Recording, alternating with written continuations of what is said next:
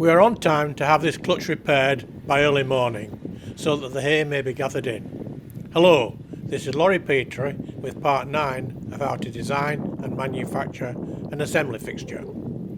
This episode will show how the quadrants are marked out, drilled and tapped in the most efficient manner. As each quadrant has been face milled, it is deburred, whilst another quadrant has been face milled.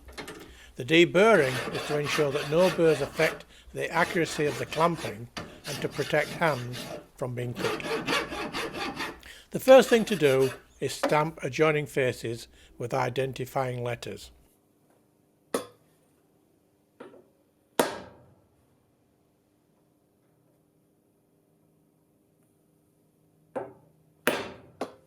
Now the marking out procedure.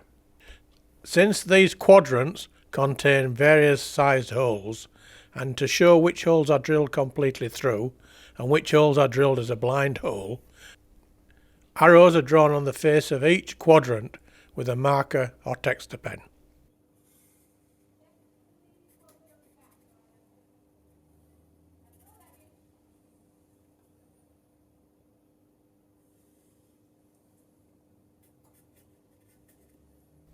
Marking blue is applied to the area to be scribed.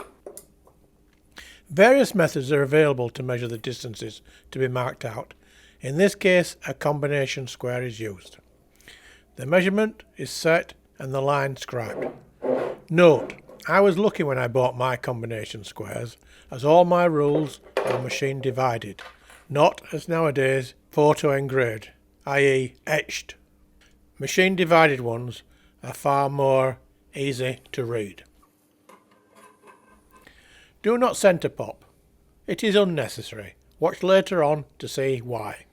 Whilst with the machining methods to be used, only one quadrant requires to be marked out, I mark all four so that there is a visual reminder of where the hole has to be drilled. Load a quadrant to the vise, using a straight edge across the vise jaws as a reference for the other quadrants. Centre drill at the line's intersection.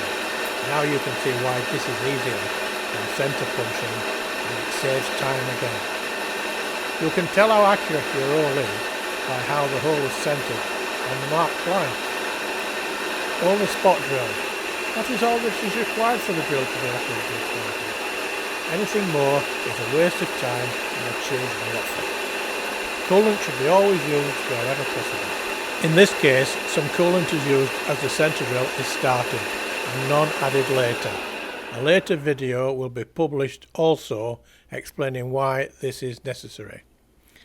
Now drill the through clearance hole, again using a copious supply of coolant. If the coolant runs out, as it can, proceed without coolant. Repeat this procedure for all the remaining quadrants. Now drill the tapping holes and the counterbores. Chamfer all holes. I use a carpenter's brace. Even on CNC machines, it is still the fastest way to do it. When I'm setting up factories, operatives tend to moan about how this is an old-fashioned technique until I demonstrate how effective it is.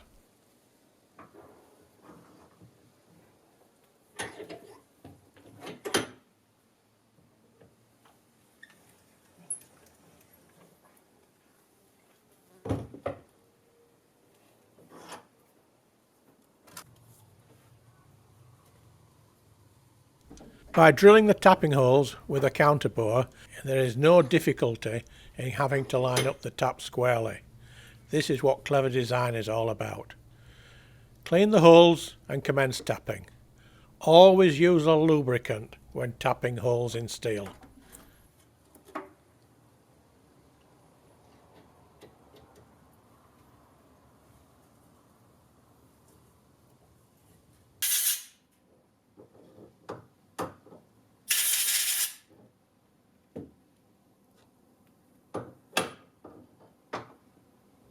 After tapping, clean all the holes thoroughly.